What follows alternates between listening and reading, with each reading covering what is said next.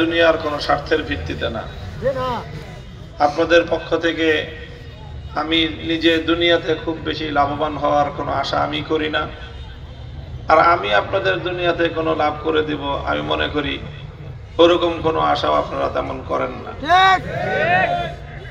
তবে আপনাদের সাথে আমার একটা সম্পর্ক, সেই সম্পর্কের বুনিয়াদ হলো দ্বীন এবং ইসলাম। আল্লাহর উদ্দেশ্যেই আমাদের মধ্যে পারস্পরিক এই মহব্বত এবং ভালোবাসা। আপনারা আমাকে এই জন্য মহব্বত করেন যে আপনাদের ধারণা অনুযায়ী সুধারণা রাখেন আপনারা, এবং আপনারা যতটুকু দেখেন, যতটুকু বুঝেন যে এই লোকটা ইসলামের, কোরআনের সত্য কিছু কথা জোর গলায় বলে, যেই কথাগুলি আপনাদের হৃদয়ে, আপনাদের মনের মধ্যে আবেগ তৈরি করে, দ্বীনের ভালোবাসার জায়গাটা স্পর্শ করে। তো আপনারা দেখেন যে এই কথাগুলো অনেকে না বললেও বা বলতে না পারলেও এই লোকটা বলে। এই জন্য দ্বীনের সেই কথাগুলিকে যেহেতু আপনারা ভালোবাসেন, দ্বীনের সেই চেতনাটাকে যেহেতু আপনারা মহব্বত করেন, তো সেই চেতনার কথা, দ্বীনের সেই কথাগুলি যেহেতু আমি বলি, এই জন্য আপনারা আমাকেও ভালোবাসেন। আর আমি আপনাদেরকে ভালোবাসি এই জন্য যে আপনাদের মধ্যে আল্লাহর দ্বীনের প্রতি, ইসলামের প্রতি একটা জজবা আছে, একটা ভালোবাসা আছে। আপনাদের মধ্যে এরকম একটা প্রত্যয়, এমন একটা ইচ্ছা এবং অভিপ্রায় আছে যে জীবন দিয়ে ফেলবো, কিন্তু ইসলামের কেউ ক্ষতি করবে সেটা আমরা মেনে নেব না। তো কাজেই এই যে একটা জজবা, এই যে একটা অনুপ্রেরণা, এটা ইসলামের মধ্যে, দ্বীনের মধ্যে আল্লাহ এবং তার রাসূলের নিকট পছন্দনীয়। আল্লাহ এবং তার রাসূল এই সিফাত এবং এই বৈশিষ্ট্যকে ভালোবাসেন। সুতরাং আমাদের মধ্যে পারস্পরিক মহব্বতের, ভালোবাসার সম্পর্ক আছে, এবং সেই সম্পর্কটা দুনিয়ার কোনো স্বার্থের ভিত্তিতে নয়, একমাত্র আল্লাহর দ্বীনের জন্য। তো যারা পরস্পর নিজেদের মধ্যে, যেই মুমিন একে অপরের সাথে সম্পর্ক রাখে আল্লাহর উদ্দেশ্যে, আল্লাহর জন্য, আল্লাহর রাসূল সাল্লাল্লাহু আলাইহি ওয়াসাল্লাম বলেছেন সে পরিপূর্ণ ঈমানদার, তার ঈমান কামেল। মান আহাব্বা লিল্লাহি ওয়া মান আহাব্বা লিল্লাহ ওয়া আবগাদা লিল্লাহ ওয়া আ'তা লিল্লাহ ওয়া মানা লিল্লাহ ফাকাদ ইসতাকমালাল ঈমান। যে ব্যক্তি চারটা জিনিস আল্লাহর জন্য করবে, কয়টা জিনিস? চারটা জিনিস যে আল্লাহর জন্য করবে। এক নম্বর হলো যাকে ভালোবাসবে আল্লাহর জন্য ভালোবাসবে। কার জন্য? আমরা যে যাকেই ভালোবাসবো, কার জন্য ভালোবাসবো? আল্লাহর জন্য ভালোবাসার কি অর্থ? আল্লাহর জন্য ভালোবাসার অর্থ হলো আল্লাহ যাকে ভালোবাসতে বলছেন তাকে ভালোবাসবো, বাস এই। আল্লাহ যাকে ভালোবাসতে বলছেন, আপনি যখন তাকে ভালোবাসলেন, তো এই ভালোবাসাটা কার জন্য হলো? আল্লাহ যদি না বলতেন তাহলে তো ভালোবাসতেন না আপনি। তাহলে কাউকে আমি যখন ভালোবাসবো, কার জন্য বাসবো? তো আল্লাহর জন্য ভালোবাসবো তাকে যাকে আল্লাহ ভালোবাসতে বলছেন। এটা হলো এক নম্বর। ওয়া আবগাদা লিল্লাহ, শুধু ভালোবাসাটাই, মহব্বতের দ্বারাই শুধু ঈমান হয় না, আবার শত্রুতাও পোষণ করতে হয়। কি রাখতে হয়? দুশ্মনী রাখতে হয়। কি রাখতে হয়? কার সাথে দুশ্মনী রাখতে হয়? যার সাথে আল্লাহ দুশ্মনী রাখতে বলছেন তার সাথে দুশ্মনী রাখবো। তো যাকে আল্লাহ ভালোবাসতে বলছেন তার সাথে ভালোবাসবো তাকে, যার সাথে আল্লাহ শত্রুতা রাখতে বলছেন তার সাথে কোনো সম্পর্ক নাই। দুনিয়া উল্টা যাক, তোমার সাথে সম্পর্ক নাই, কারণ তুমি আল্লাহর দ্বীনের দুশমন, তুমি আল্লাহর দুশমন। যে দ্বীনের দুশমন হয়, যে আল্লাহর দুশমন হয়, তার সাথে মুমিনের কোনো সম্পর্ক থাকতে পারে না। সেখানে রক্তের সম্পর্ক মূল্যহীন হয়ে যায় যেখানে আল্লাহর সঙ্গে দুশমনী থাকে। আত্মীয়তার সম্পর্ক মূল্যহীন হয়ে যায় যেখানে আল্লাহর সঙ্গে দুশ্মনী থাকে। দলের সম্পর্ক মূল্যহীন হয়ে যায়, ছিন্ন হয়ে যায় দুশ্মনী যখন আল্লাহর সঙ্গে থাকে। মান আহাব্বা লিল্লাহ ওয়া আবগাদা লিল্লাহ, মহব্বত করবে আল্লাহর জন্য, আবার দুশ্মনীও রাখবে আল্লাহর জন্য। দুটো একই সঙ্গে হইতে হবে। আপনি শুধু আল্লাহর জন্য যাকে মহব্বত করার তাকে করলেন, আবার শয়তানরেও ভালোবাসলেন, তাহলে ঈমান হবে না। যার সঙ্গে শয়তানের যোগাযোগ তার সাথে আপনারও যোগাযোগ, তাহলে বোঝা গেল আপনার সাথে শয়তানেরও যোগাযোগ। একই সাথে আপনি আল্লাহর সাথেও সম্পর্ক রাখবেন, আবার শয়তানের সাথেও সম্পর্ক রাখবেন, এই দুইটা সম্পর্ক কোনোদিন একসাথে হয় না। আল্লাহর সাথে সম্পর্ক রাখলে শয়তানের সাথে সম্পর্ক কাটা, শয়তানের সাথে সম্পর্ক রাখলে আল্লাহর সাথে সম্পর্ক কাটা। দুটো সম্পর্ক একসাথে মেনটেন করা যায় না, হয় না। দাবি করতে পারে কেউ, কিন্তু তার এই বাতিল দাবির এর চেয়ে বড় মিথ্যা দাবি দুনিয়াতে আর কেউ কোনটা নাই। মান আহাব্বা লিল্লাহ ওয়া আবগাদা লিল্লাহ, মহব্বত করবে আল্লাহর জন্য, কারো সঙ্গে দুশ্মনী শত্রুতা আদাওয়াত রাখবে সেটাও আল্লাহর জন্য। অনেক আপনজন হতে পারে, কাছের মানুষ হতে পারে, দীর্ঘদিনের বন্ধু হতে পারে, যখন জানবেন যে ও ইসলামের বিরোধী পক্ষ, সে ইসলামকে দেখতে পারে না, সে আলেম ওলামাদেরকে দেখতে পারে না, সে ইসলামী জীবন ব্যবস্থাকে দেখতে পারে না, ইসলামী সমাজ ব্যবস্থাকে সে দেখতে পারে না, ইসলামী রাষ্ট্র ব্যবস্থার বিরোধীও, সে আপনার যতদিনের যত পুরনো বন্ধু হোক না কেন, আপনি যদি ইমানদার হয়ে থাকেন আজকে থেকেও আপনার দুশমন। আপনি যদি জানেন আপনার 40 বছরের বন্ধু আল্লাহর নবীকে গালি দিছে, বলেন আপনার অবস্থান কি হবে? আপনার অবস্থান হবে যারা পাইলে আমি আর কল্লা ছিঁড়ে ফেলবো।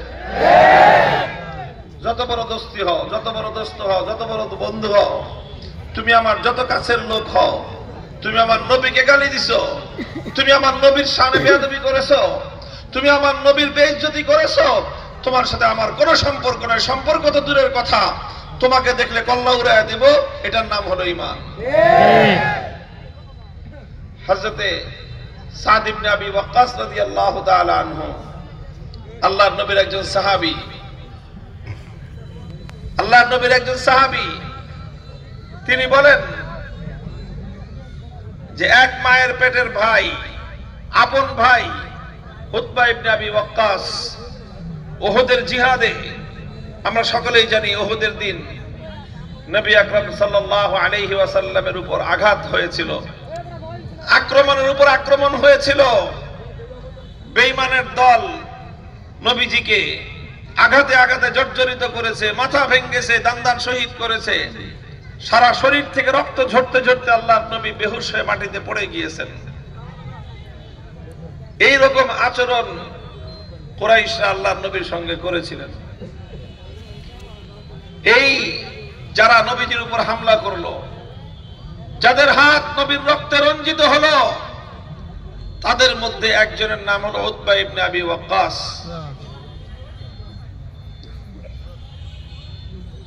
তার ভাই হলেন সাহাবী সাদ ইবনে আবি ওয়াক্কাস রাদিয়াল্লাহু তাআলা আনহু।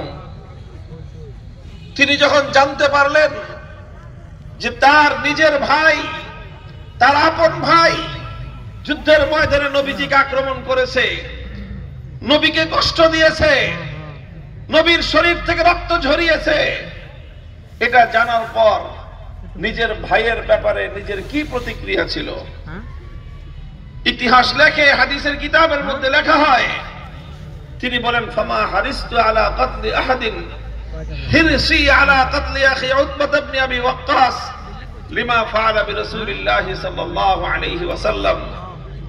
তিনি বলেন যে আল্লাহর কসম খেয়ে বলি, আমি আমার জিন্দেগিতে, আমার জীবনে কোনদিন কোন মানুষকে হত্যা করার জন্য এতটা পাগল হই নাই। আমার নিজের আপন ভাইকে খুন করার জন্য আমি যতটা পাগল হয়েছিলাম, কারণ যখন শুনেছি আমার ভাই আল্লাহর নবীর রক্ত ঝরিয়েছে, আমার মাথায় খুন চলে গিয়েছে, যে ওকে খুন না করা পর্যন্ত আমার অন্তরে শান্তি নাই। আজকে আমাদের মধ্যে ভাইয়ে ভাইয়ে গন্ডগোল লাগে, এক ভাই আর এক ভাইকে আঘাত করে, মাথায় বাড়ি মারে। কেন বাড়ি মারে? জায়গা জমি নিয়ে। কথা বলেন, জমি নিয়ে গন্ডগোল। বাংলাদেশে ভোলা একবার দেখছিলাম কিছুদিন আগে, ভাইয়েরা মিলে আর এক ভাইয়ের চোখ উঠে ফেলছে। কেন? জায়গা জমি নিয়ে গন্ডগোল, সম্পদ নিয়ে গন্ডগোল। আরে ভাই, সম্পদ নিয়ে গন্ডগোল হয়ে ভাইয়ের মাথায় তুমি বাড়ি মারছো, তোমার চেয়ে নৃশংস পাষণ্ড কেউ নাই। তোমার জায়গা জমি দুনিয়া নিয়ে তোমার গন্ডগোল, তুমি তোমার বোনের সঙ্গে সম্পর্ক ছিন্ন করছো, তোমার চেয়ে বড় পাষণ্ড নির্দয় দুনিয়ার কোনো মানুষ হতে পারে না। জায়গা জমি নিয়ে গন্ডগোল করে, দুনিয়ার সম্পদ নিয়ে গন্ডগোল করে, ভাইয়ের সাথে ভাই, বোনের সাথে ভাই, বাপ মা আপনজনদের সাথে সম্পর্ক ছিন্ন যারা করে, তারা কোশ্চিনকালেও ভালো ইমানদার হতে পারে না। কিন্তু যখন আপনজন হোক, ভ্রাতৃত্বের লোক হোক, বন্ধুত্বের লোক হোক, পাড়া প্রতিবেশী হোক, এক দলের লোক হোক, নিজের নেতা হোক, নিজের কর্মী হোক, কেউ যখন আল্লাহর নবীর বিরুদ্ধে স্থান গ্রহণ করবে, কেউ যখন আল্লাহর দ্বীনের বিপক্ষে অবস্থান নিবে, আল্লাহর কোরআনের বিপক্ষে যখন অবস্থান নিবে, ইসলামের বিপক্ষে যখন অবস্থান নিবে, তখন তার বিরুদ্ধে গর্জে ওঠা, তার বিরুদ্ধে রুখে দাঁড়ানো, তাকে আল্লাহর জমিন থেকে উৎখাত করার জন্য সর্বোচ্চ চেষ্টা করার নামই হলো ঈমান।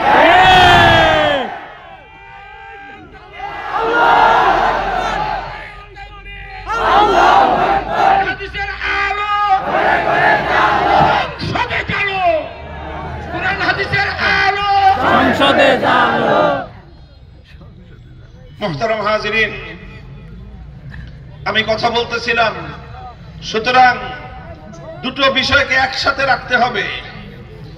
ভালোবাসাও রাখতে হবে আল্লাহর জন্য, আবার শত্রুতাও রাখতে হবে আল্লাহর জন্য। দুরুস্তি ওয়া নারমি বাহামদার বেআস, দুরুস্তি ওয়া নারমি বাহামদার বেআস, চুফাসিদ কে জাররাহ মারহাম নিয়াস। দেখেন, ডাক্তার যারা হয়, ডাক্তার, এই ডাক্তারদের মধ্যে বড় ধরনের দুইটা ভাগ আছে। এক ধরনের ডাক্তার হয় যাদেরকে মেডিসিন স্পেশালিস্ট বলা হয়, যারা মানুষের রোগ বালাই ওষুধ দিয়ে সেরে দেওয়ার চেষ্টা করে। আরেক শ্রেণীর ডাক্তার আছে যারা সার্জারি স্পেশালিস্ট, তারা সার্জন, তারা অপারেশন করে। তো যারা রোগীর অপারেশন করে, অপারেশন চালায়, অপারেশন করতে হলে রোগীর সাথে দুই রকম আচরণ করতে হয়। কয় রকম? একটা আচরণ করতে হয়, রোগীর যে অঙ্গে অপারেশন করতে হবে, হয়তো কোনো একটা অঙ্গের মধ্যে একটা টিউমার হয়েছে, বড় ধরনের টিউমার। এখন পরীক্ষা নিরীক্ষা করে দেখা গেল যে এই টিউমারের মধ্যে যে পয়জন জমতেছে, এটা যদি এখনই এটাকে শরীর থেকে কেটে ফেলা না হয়, আস্তে আস্তে এটা ক্যান্সার হয়ে যেতে পারে। তখন ডাক্তার সিদ্ধান্ত নিতে হয় যে শরীরের যেই জায়গায় টিউমার হয়েছে, টিউমারটা কেটে ফেলতে হবে। অথবা যদি ডাক্তার জানতে পারে পরীক্ষা নিরীক্ষা করে যে শরীরের একটা অঙ্গের মধ্যে ক্যান্সার হয়ে গেছে, তখন সেই ক্যান্সার আক্রান্ত অঙ্গটা কেটে ফেলতে হয়। ওটা কাটতে হয়, না কাটলে সারা শরীরে ক্যান্সার ছড়ায় পড়বে। তখন ডাক্তার যদি মায়া করে, তখন ডাক্তার যদি ক্যান্সারের সাথে মায়া করে, ক্যান্সারে আক্রান্ত অঙ্গের সাথে মায়া করে, ডাক্তার যদি তখন টিউমারকে আদর করে, টিউমারের প্রতি যদি তার মায়া মমতা থাকে, তাহলে এই ডাক্তার দিয়ে কোনোদিন রোগীর আরোগ্য হবে না, এই ডাক্তার দিয়ে রোগী সুস্থ হবে না।